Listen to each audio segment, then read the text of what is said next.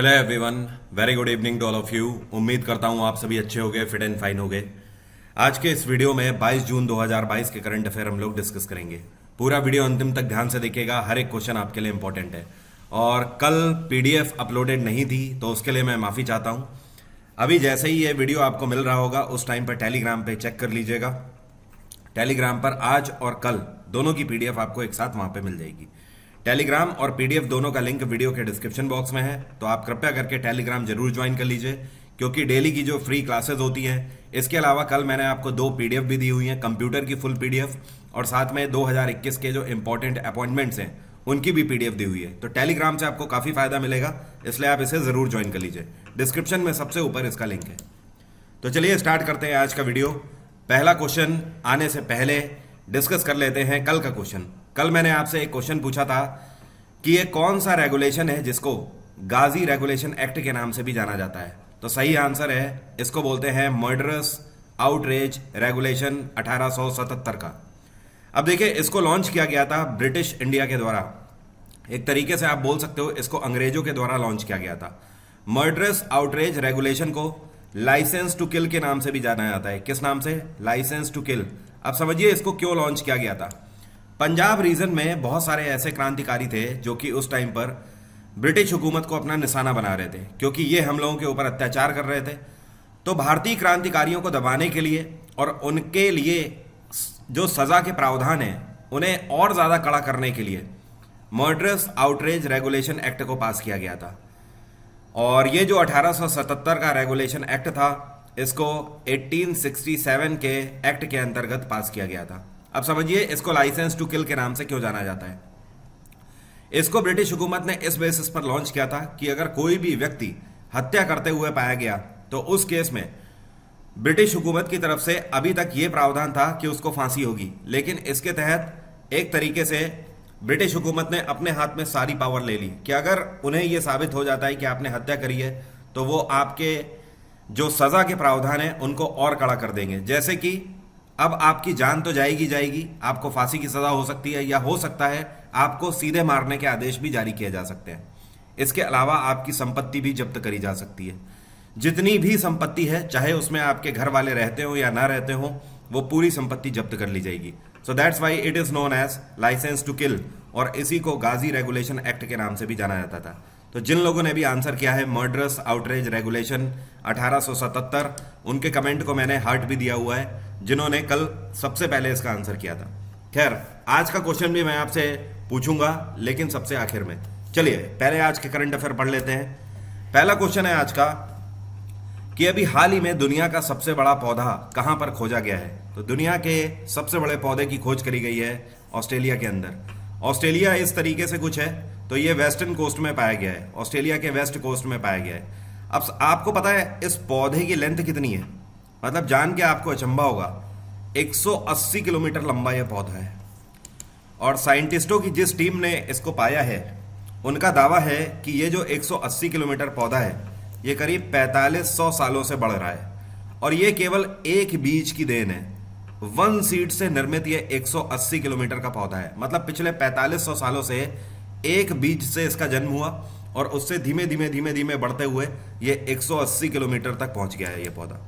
और इसका नाम क्या रखा गया है? तो यहाँ पर यह भी आपको ध्यान रखना होगा, इसका नाम रखा गया है पॉसिडोनिया। पॉसिडोनिया। और क्योंकि ये ऑस्ट्रेलिया में पाया गया है, तो आगे पॉसिडोनिया के आगे ऑस्ट्रेलिस। क्या नाम है? ऑस्ट्रेलिस। तो पूरा नाम है इस पौधे का पॉसिडोनिया ऑस्ट्रेलिस, जो कि ऑस्ट्रेलिया के वेस्टर्न कोस्ट में पाया गया है। अगला क्वेश्चन है, अभी हाल ही में खुफ्सगुल लेक नेशनल पार्क जो है, इसको यूनेस्को के world network of biosphere reserve में ऐड किया गया है। ये कहाँ पर सिचुएटेड है? तो ये जो खुफ्सगुल लेक नेशनल पार्क है, ये सिचुएटेड है मंगोलिया में। और मंगोलिया वैसे भी एक ऐसी ज़मीन है जहाँ पर काफ़ी सारा हिस्सा डेजर्ट वाले हिस्से में आता है।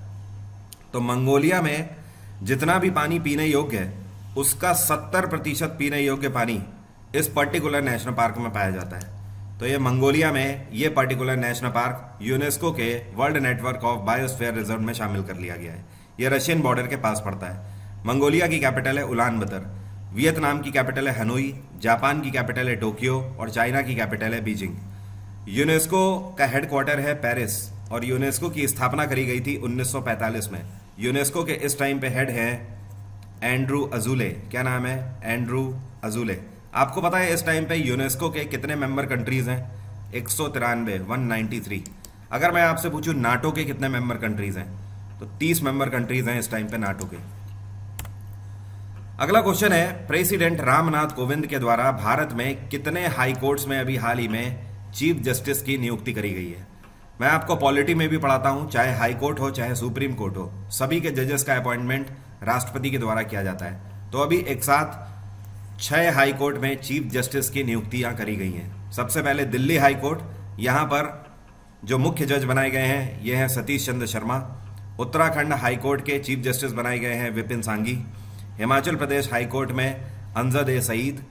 राजस्थान हाई कोर्ट में संभाजी शिवाजी शिंदे और गुवाहाटी हाई कोर्ट में रश्मिन महानबाई छाया और इसके बाद तेलंगाना हाई कोर्ट में उज्जवल भुयान। तो टोटल ये 6 हाई कोर्ट है जहां पर नए चीफ जस्टिस की नियुक्ति हुई है और इस एक क्वेश्चन में एक्चुअली 7 क्वेश्चन है। ठीक है, 7 क्वेश्चन कैसे हुए? 6 तो आपको ये ध्यान रखना है और साथ में 7वां क्वेश्चन जो है आपके सामने है कि टोटल कितने हाई कोर्ट में अपॉइंटमेंट हुए हैं? 6 हाई कोर्ट में। तो यहां पर यह चीज ध्यान रखिएगा। यहां पर आपको एक इंटरेस्टिंग फैक्ट बताऊं, अगर आपसे कभी भी पूछा जाए कि पूरे भारत में ये कौन सा हाई कोर्ट है जो कि सबसे ज्यादा राज्यों को मॉनिटर और कंट्रोल करता है, तो आपका आंसर होगा गुवाहाटी हाई कोर्ट।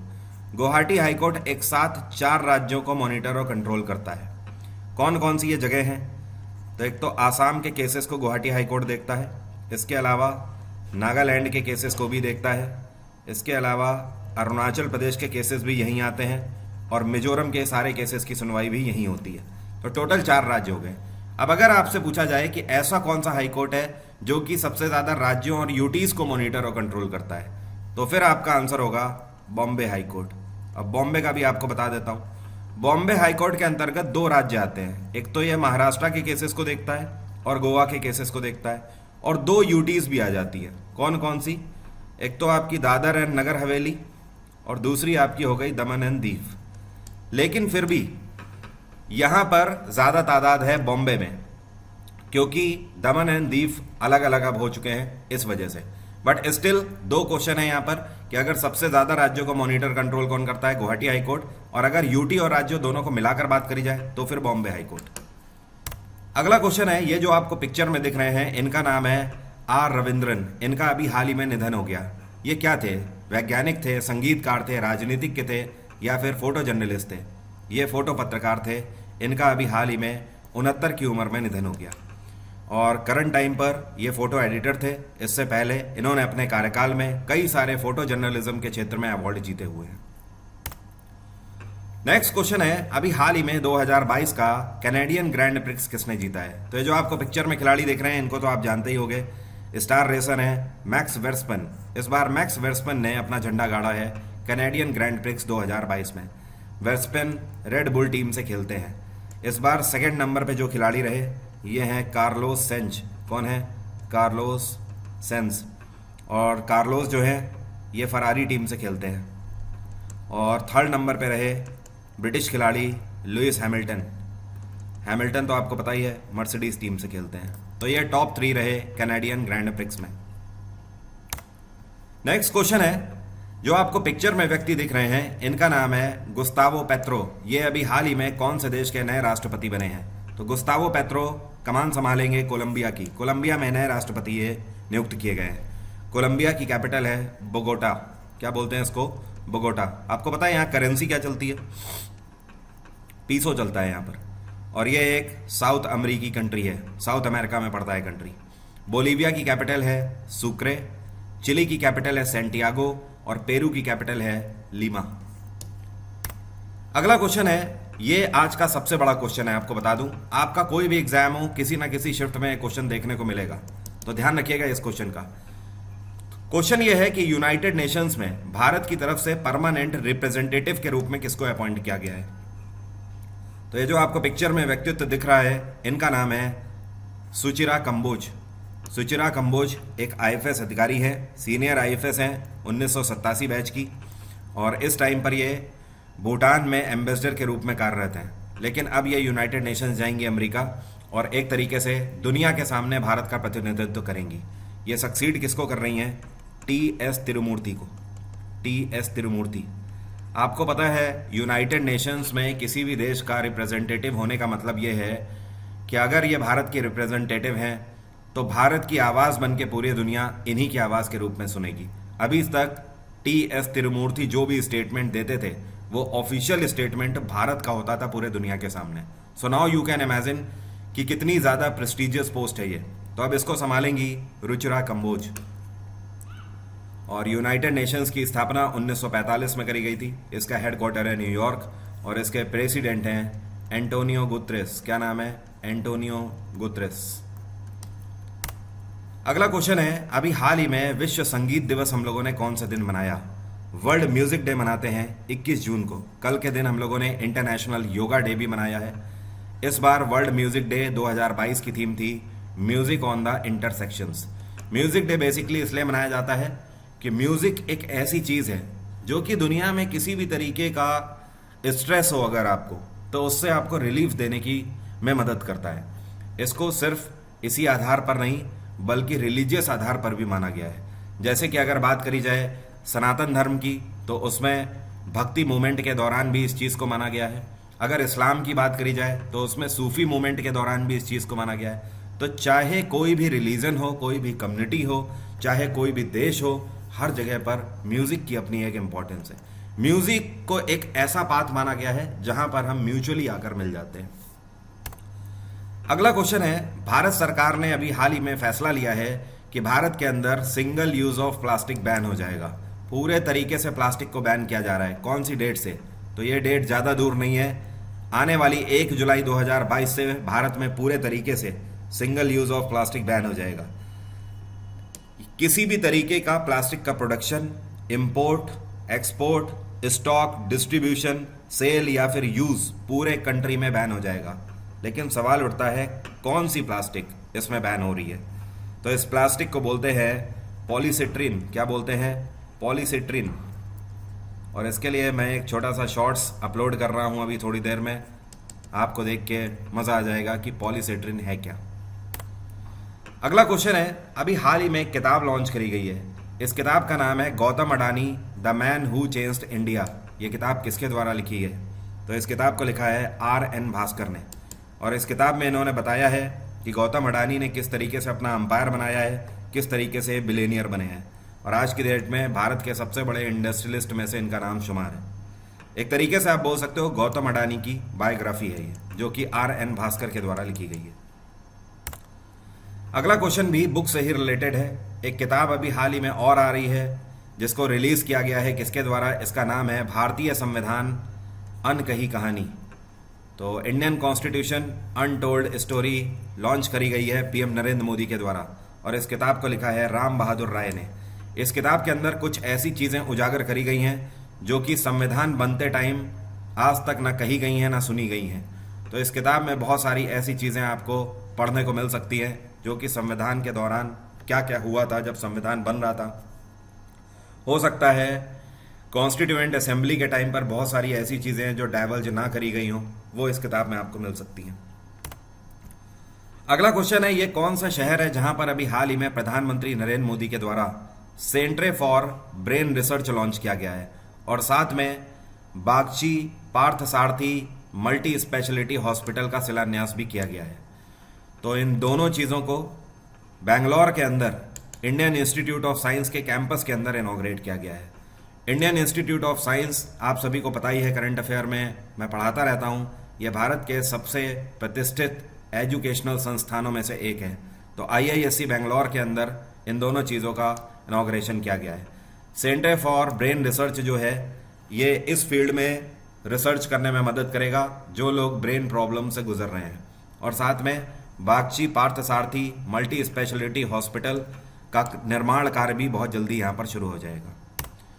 आज का क्वेश्चन पूछने से पहले मैं आपको बता दूं, कल मैंने 2 PDF अपलोड करी हैं टेलीग्राम पर। टेलीग्राम का लिंक वीडियो के डिस्क्रिप्शन में है, आप इन दोनों को डाउनलोड कर लीजिए टेलीग्राम से।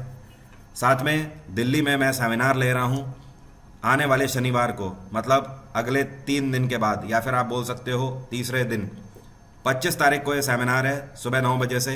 यहाँ पर आपका कोई भी एंट्री फी नहीं है, सभी के लिए फ्री ऑफ कॉस्ट है। तो आप दिल्ली में शाह ऑडिटोरियम आ सकते हो और हमसे मिल सकते हो वहाँ पर। यहाँ पे आपके रिफ्रेशमेंट की भी व्यवस्था है, तो लंच वगैरह की टेंशन मत लीजिएगा। अपार्ट फ्रॉम दिस 26 जून को मतलब इस संडे को सुबह 10 बजे आपका स्कॉलरशिप टेस्ट होना है अनअकैडमी पर, जिसका लिंक वीडियो के डिस्क्रिप्शन में है। तुरंत इसके लिए भी एनरोल कर लीजिए। टॉप 5 रैंकर्स को अमेजॉन वाउचर और साथ में इलेक्ट्रॉनिक गैजेट जीतने का भी मौका मिल सकता है। ये सारी चीज़ें आप जीतें या ना जीतें, अल्टीमेटली एक्सपीरियंस आपको मिलेगा ही मिलेगा। तो आप एसएससी या बैंक किसी का भी स्कॉलरशिप टेस्ट दे सकते हो। दोनों का लिंक एक ही है, आपको उस लिंक पे क्लिक करना है जो कि डिस्क्रिप्शन में है, और जाके क्लिक करके खुद को रजिस्टर कर लीजिए। अपार्ट फ्रॉम दिस अब बात करते हैं आज के क्वेश्चन की। आज का क्वेश्चन है, आपको बताना है ये जो आप घड़ी पहनते हो या आपके घर में वॉच है, किसी भी तरीके की वॉच, तो सबसे पहले घड़ी का आविष्कार किसके द्वारा किया गया था, आज आपको ये बताना है। और सबसे पहली जो घड़ी बनी थी ना, वो कुछ इस तरीके का इसका डायल था, इस तरीके का। तो जरा कमेंट बॉक्स में लिखकर बताइए और अपनी प्रतिभा का कौशल दिखाइए। तो आज की बात यहीं तक। Bye bye, take care, have nice day. आपका दिन मंगलमय हो।